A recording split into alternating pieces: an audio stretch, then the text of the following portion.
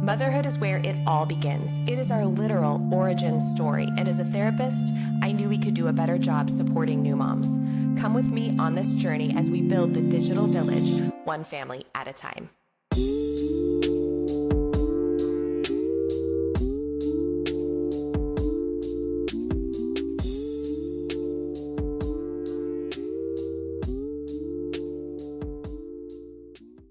One of the strange things about infertility is that while it is on the rise, it seems to be something we don't really want to talk about. Join me today while I talk with Tricia, who is both a therapist and a mom who's had personal and professional experience with infertility. She shares her tips, her tricks, her highs, her lows. I hope you find it as supportive, positive, and encouraging as I did. Welcome, Tricia. I'm so glad you're here. Thank you. So happy to be here and talking Yeah, about thanks so much for being here. I know we were talking about this before we started recording, and I had to tell her, wait, don't say all the good stuff, because one of the things right off the bat that we were talking about was how infertility is like, well, I mean, I actually looked. 1 out of 5 women currently, according to the CDC, are experiencing infertility. This is not uncommon at all. And yet, it's just like not being talked about among therapists very often, right? It's not. It's definitely not. Not something that's commonly talked about, and so many individuals and couples are experiencing this and just not knowing what to do with this because the focus is so much on the medical stuff and the procedures. Right. Like as soon as you get that label, I feel like now it's just taken off. Like it has a life of its own. It's like appointments and Yes. interventions and Yes. yeah, And everything kind of becomes about like trying to solve the infertility. mm-hmm. And I don't know, for me, what do you see? I see that has an impact on the person and the couple. Absolutely. I think there's so many stressors that come with that, and even prior to them getting that label, there's so much that's going on, right? Up until that point. And then all of a sudden you're faced with this kind of challenge and like, what do we do? Automatic focus is going to be on how do we get pregnant? What tests are needed? What's going on with my body? Who has the issue? Right, like identifying all that, and that comes with so many stressors. And then the piece of like this, the mental health piece, the coping piece, gets forgotten, right? It gets pushed aside. Yeah, because all your budget, your time, your energy is like going into trying to get pregnant. Everything. Yeah. Yes, absolutely. Yeah. What do you feel like is happening?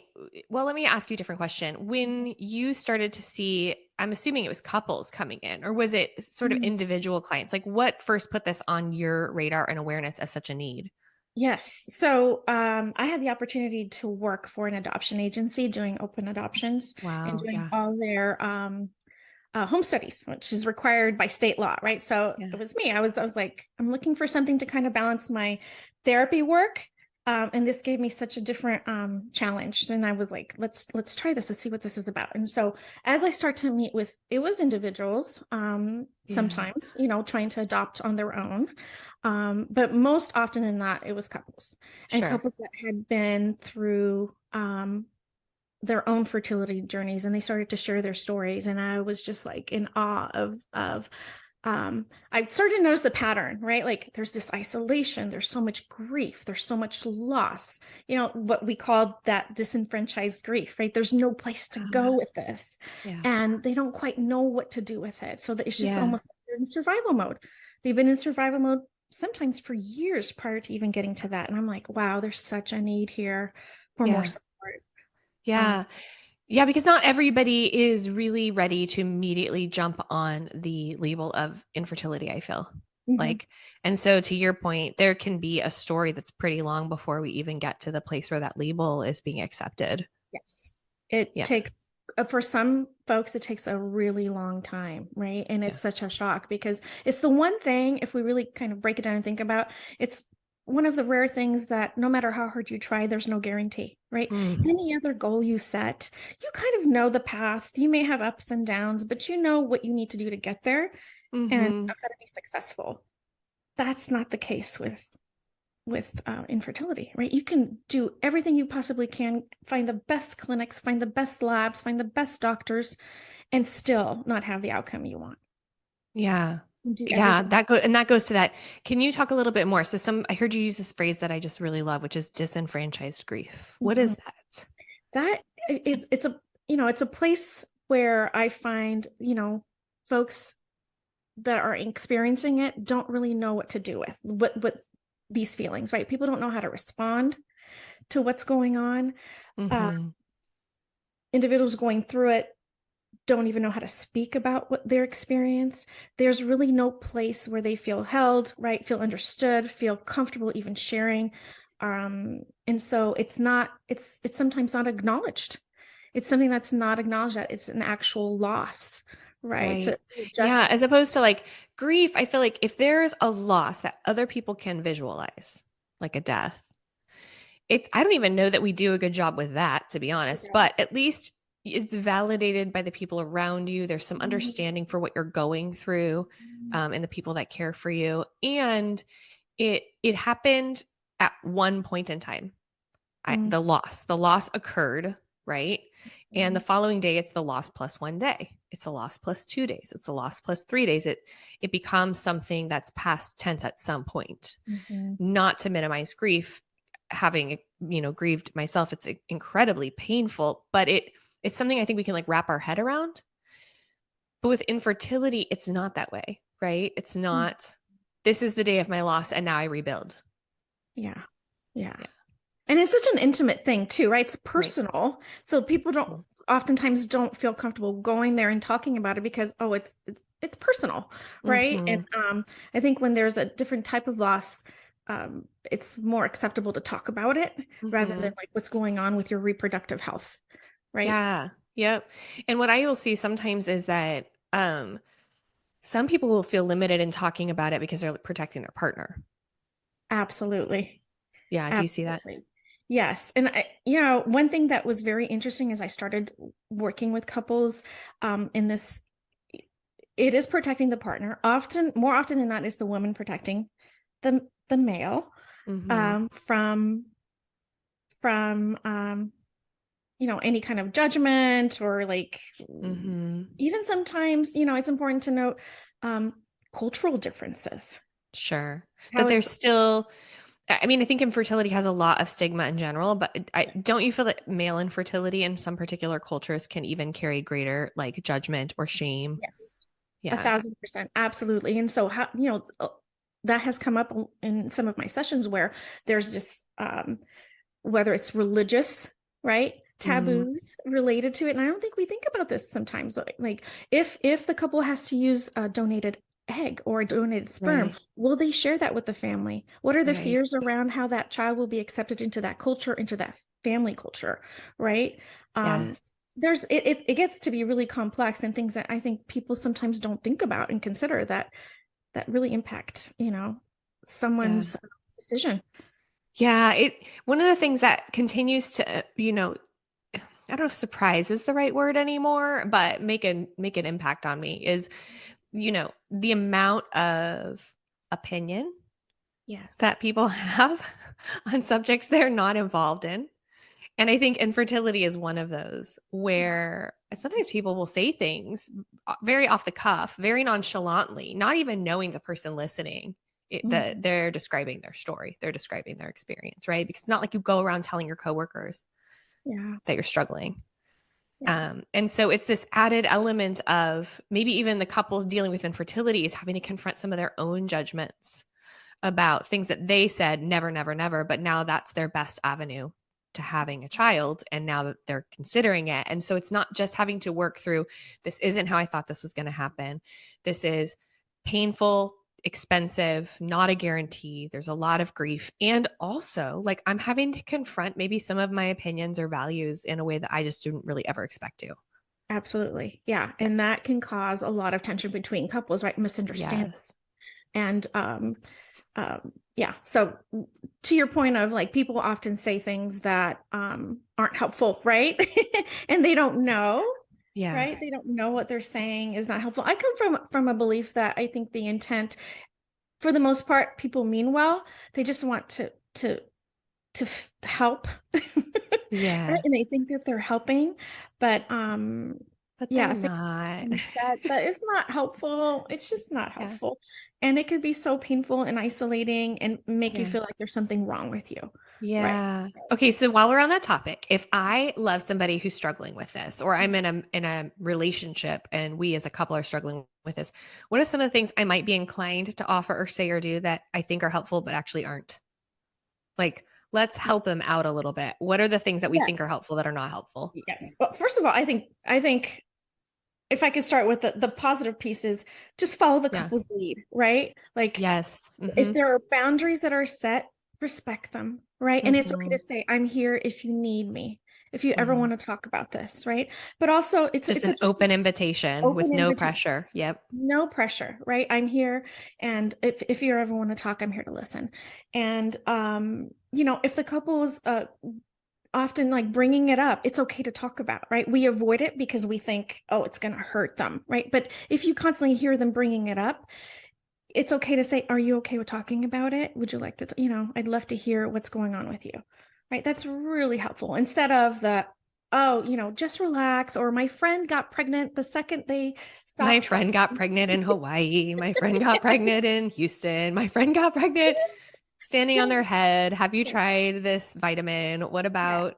Yeah. Uh-huh. It's Yeah. the oh, you can always adopt, or you can always do Mm, IVF, maybe even before, maybe they've had mhm, losses on their own and they're not there's in this space, and people are like, well, you can always try IVF. Well, no, that's not always an option for everyone. That's a huge mhm, assumption. That's not helpful. mhm. Right? Um, or Yeah. What you're goes with still that too is young. like I think people offering sort of like recommendations or advice. One of the things I've said to people in the past is I promise you, you're not offering anything they haven't heard of. I Yeah. promise. My experience with people who are really struggling and wrestling with infertility is there's like no stone that they have not looked under. There's Mhm. nothing they haven't Googled, Yes. especially with message boards online, and they have a whole medical team, and like there's like nothing that you're going to bring to them that they have not been exposed Mhm. to.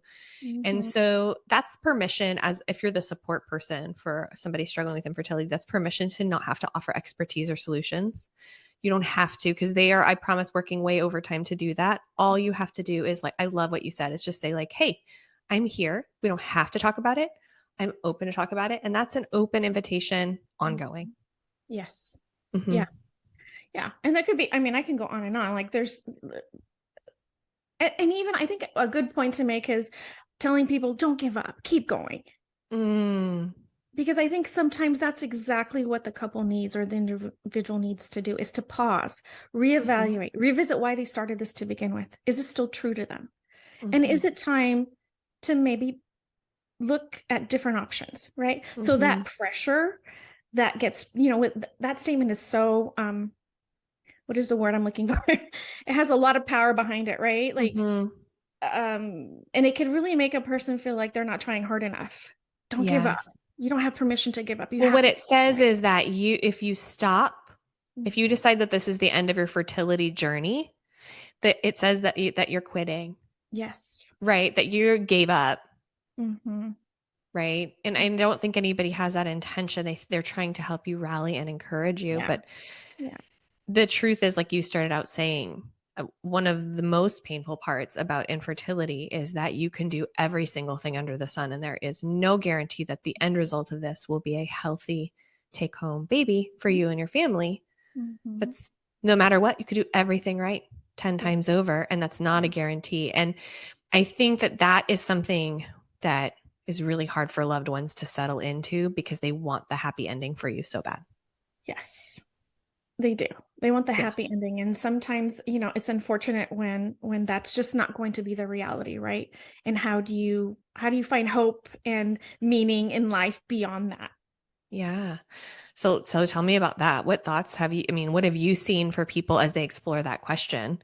I think a lot of times it's honoring, like, this is where you're at. You've absolutely done your absolute best, right? You've done your best. You've done everything you can. And yet here you are, right? Honor that, feel that. There's a lot of avoidance of feeling, like you said, like, we've given up. Somehow I've given Mm, up. Somehow I'm not good enough, and this is not what my story is going to be. But how mhm, do you get beyond that? It's focusing on, what brought you joy even before this? Mm-hmm. What you're now at a place where you have to redefine that story, that narrative, right? That you had, that dream that you had. And can you live a fulfilling life Mm-hmm. without parenting a child? Mm-hmm. Yeah. If that's, Yeah. What I find and have experienced working, walking people through this is like there's so much guarding against that Mhm, possibility in the mhm. early stages. Don't even think it. Don't even say it. Yes. Don't even acknowledge it.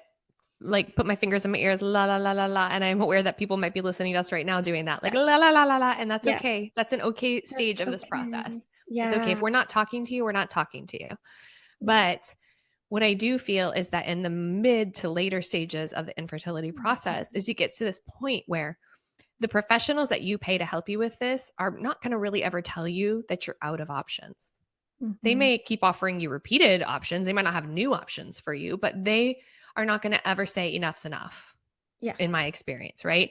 And Yeah. so then it becomes this process for the clients who are in relationship with each other at each stage of offering to look each other in the eyes and say, is this the next step we want to take?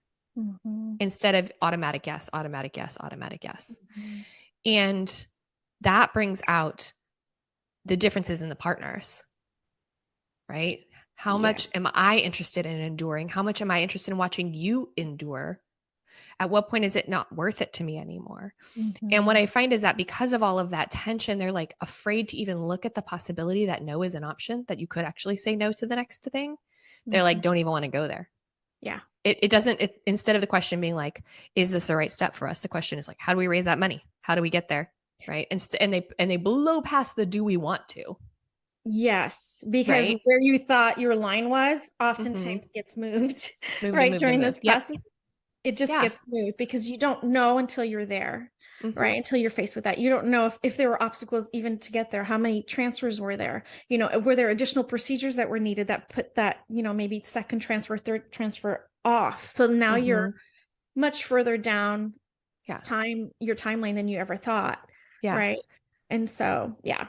And I see this like I want to say this really gently and carefully, but infertility at this point, fertility treatments is big business. Oh, yes. It is big business. And Mhm. so if you want to keep looking for options, I don't know that you can exhaust the offerings at this point, Mhm. right?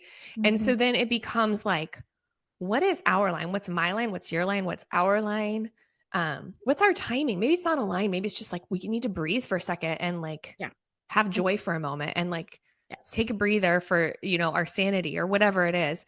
And I find that it's in tension with what's available to you, because between the groups and the Mhm. professional offerings there's like always somebody telling you Yes. And another thing to do. I do. So one of the things that I do talk about is like, if we're talking like strategies when you get to that point, you know what I Uh-huh. mean? Is like, it's okay to like stop the fertility talk, right? Yeah. To pause it. It doesn't, because it becomes so consuming, Is a right? full-time job. Yeah. Full-time job. And there's so much overload of information. It's okay to pause and like not do fertility talk, Uh-huh. and focus on other things.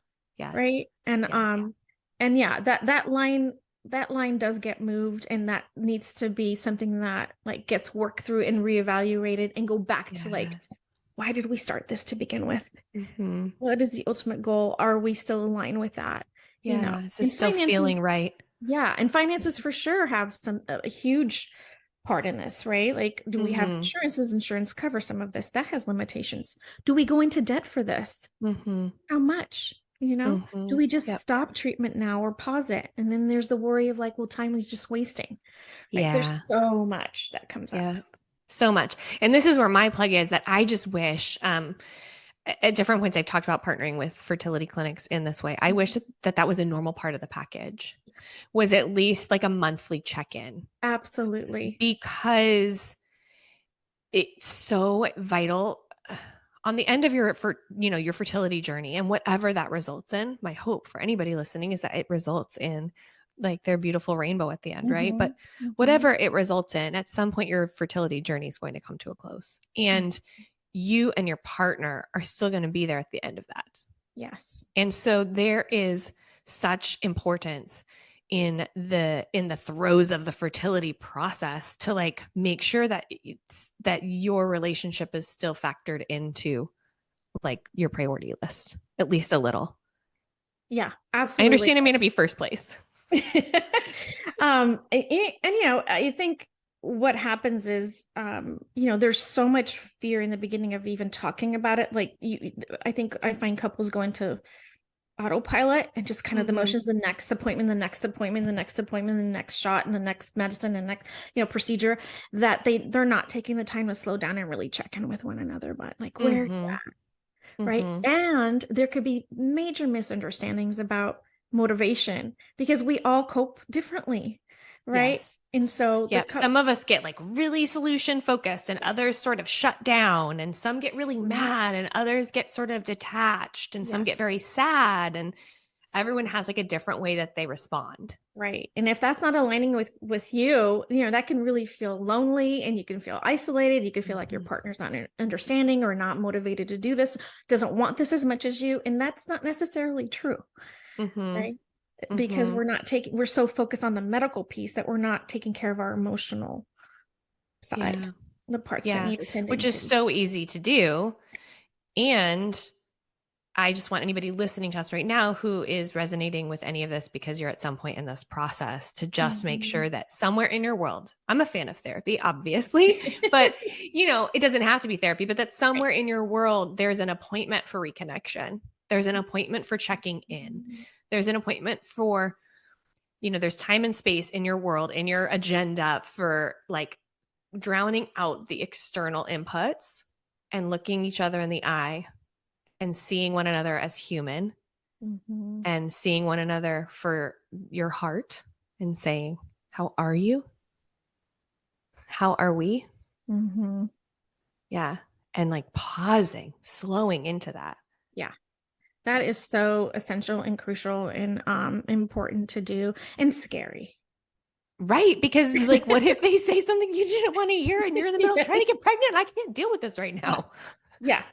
And so oftentimes it gets avoided, right? But it's so important to take the time. And if you need that guidance, to seek it out, right? To have, of course, I'm a huge proponent of therapy when it gets to a point where you feel like, you can use that. And that's a place where it could help, help you work through addressing, like, how do I have this conversation? How do I even bring it up? How do I feel about this? Like, this is terrifying. I don't even know where to begin.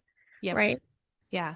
Yeah, absolutely. It's its own special conversation. And that's what we were talking about before we started, which is like part of your passion for this and why we're even recording this right now is like the belief that this needs to become something that there are more therapists who have expertise in, because it is a unique process for a couple. It is. Right. It is unlike, in my experience, it's unlike anything else that might bring a couple into therapy because of the ongoing, ambiguous, like non-satisfying nature of it. There's not like a moment when it's resolved. Yeah. And exactly. And even when, let's say, there is a successful pregnancy and transfer, it doesn't end sometimes. I'm so glad you brought that up. We were like in sync. Okay. Because here's the thing that was new information for me as I understood the infertility world better, which is that there are infertile couples who are parents. There are infertile couples who are pregnant. Yes. And they still self-identify with that word and will for life because they feel like it was such an indelible description of their process and journey. And they're secondary infertility, right? Like where you could have had no problem the first time, and then the subsequent pregnancies, it's really hard. So all that can be true. So there's a spectrum of experiences here that I don't think we all acknowledge, that need to be acknowledged, that need space, that need its unique support, right? And there is a huge void. You're right. I mean, IVF clinics are a business. We have hundreds and hundreds of them in California alone. Right. And so not much attention is given or effort, at least from my perspective, to the emotional, psychological support piece that goes along with all the medical procedures, right? Completely lacking. And so what happens after you get pregnant? There's still that fear. I mean, that could be, you could have had many losses prior. There's still that fear. Okay, now I'm pregnant. Now what? Yeah. So when I was looking at, the CDC statistics about infertility, of those who struggled with infertility, which the definition is that you've been trying actively with correctly timed intercourse and have not gotten pregnant for 12 months. Yes. That's the definition. So of that group, 1 in 4 will struggle to carry a healthy pregnancy to term. Yes. Yeah. Yeah. And, there could also be, you can go almost to term and have a loss. Yes. Have a stillbirth. So that in itself adds another layer of trauma and not trusting medical professionals and not trusting your body and just not feeling like this is, it just getting stuck really in that unfairness of it all. Yes. Right? How unfair this is because you worked so hard to get here and yet you don't get your happy ending. Yeah. When you thought you're in the clear. And so one of the things that is not a pleasant statistic to hear, I'm sorry if you're not wanting to hear this, but I think it's so important, is that, a history of infertility is highly correlated with postpartum mood and anxiety disorders. And I think my experience with my clients has been that at least part of that is unresolved grief because they're not tending to what's going on for them or their partner during the process. They're just surviving and putting one foot in front of the other. And then they get to postpartum and it comes crashing in. But then another part of it is like, there's a lot of anxiety because there's so much fear that has been brought into this process of becoming a parent. Yes. Yeah. And oftentimes too, there's disappointment and like the expectations are so high that maybe when you're finally pregnant, it doesn't feel that great. And you had these expectations that it was going to be a certain way when you finally got what you wanted. Right. And there's so much guilt around that and shame about feeling ungrateful. Yeah. Yes. It can't possibly line up with, you have a several year infertility journey before you get pregnant. You can only have, how many times have you imagined it? I mean, how many times have you maybe even judged other people the way they did it and like had this idealized version of what it would be like if you ever got to have it and how grateful you would be for every moment. And then you're there. And maybe you have a medical complication or hyperemesis, or maybe pregnancy is just kind of meh, you don't love it, or, whatever it is.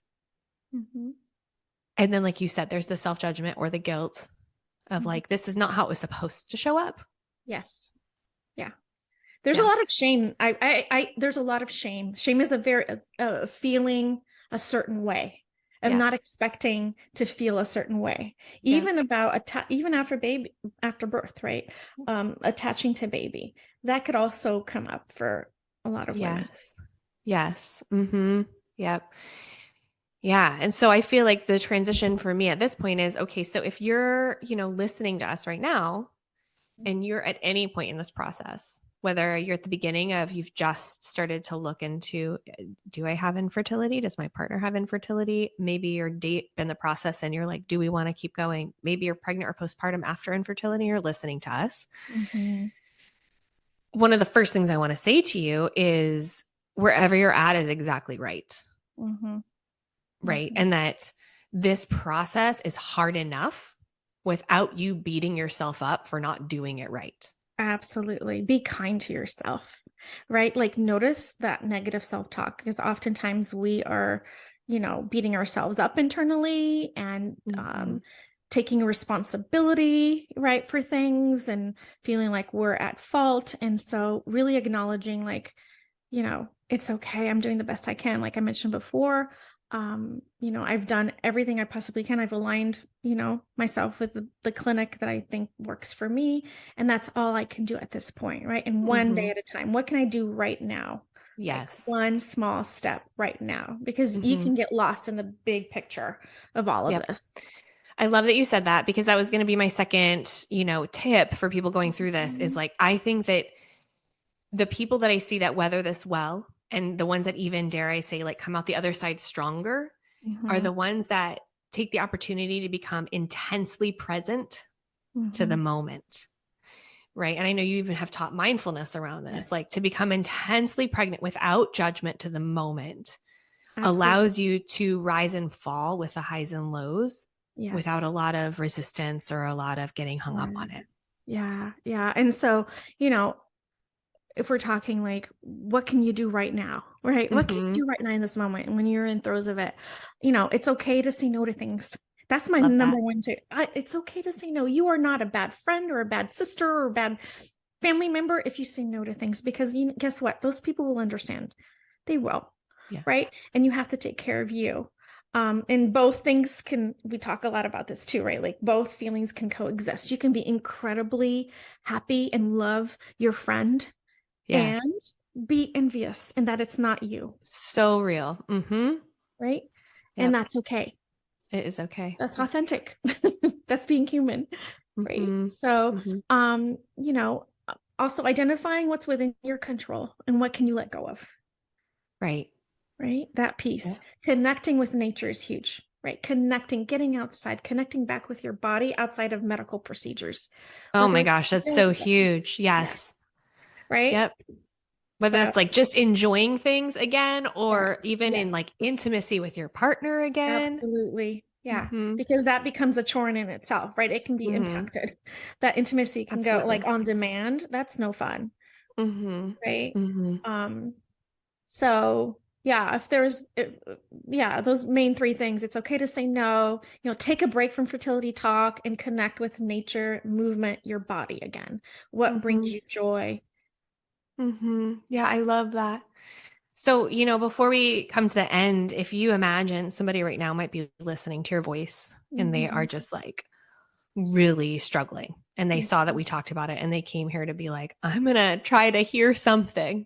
I'm in the depths of this process right now and I'm resonating with the grief and I'm resonating with the pain and I'm resonating with the stress and strain of my relationship and the fact that there's not a guaranteed outcome and like,